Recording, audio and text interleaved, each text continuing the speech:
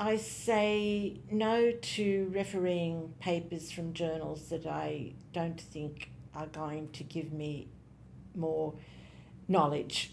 Okay. So if I would get maybe 5 requests a week for refereeing in high impact journals, and I try to pick the ones where I'm really going to learn something. Yep.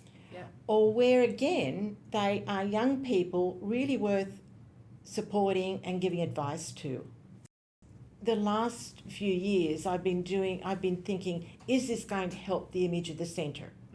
Okay. And then I evaluated from that and the amount of time it would have.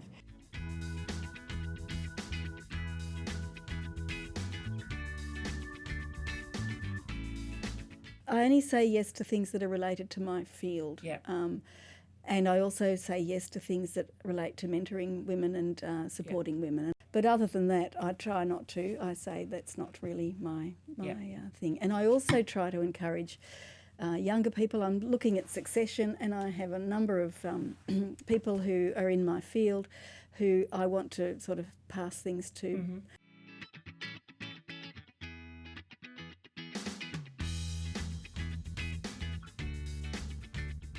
Increasingly, I say no to smaller things, so smaller projects which I can pass on to others.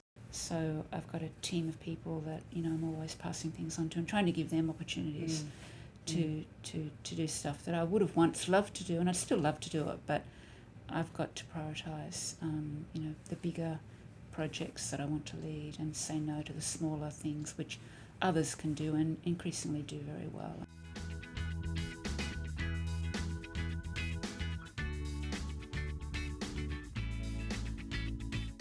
I had a very supportive head of the department. He would tell me, so as among the very few women, you are in demand for sitting in every committee. Mm-hmm.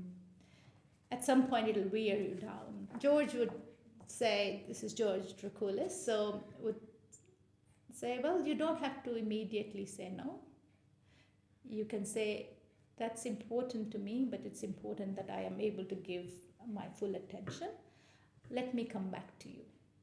And then he said, it's much easier to send an email saying, sorry, I won't be able to do it.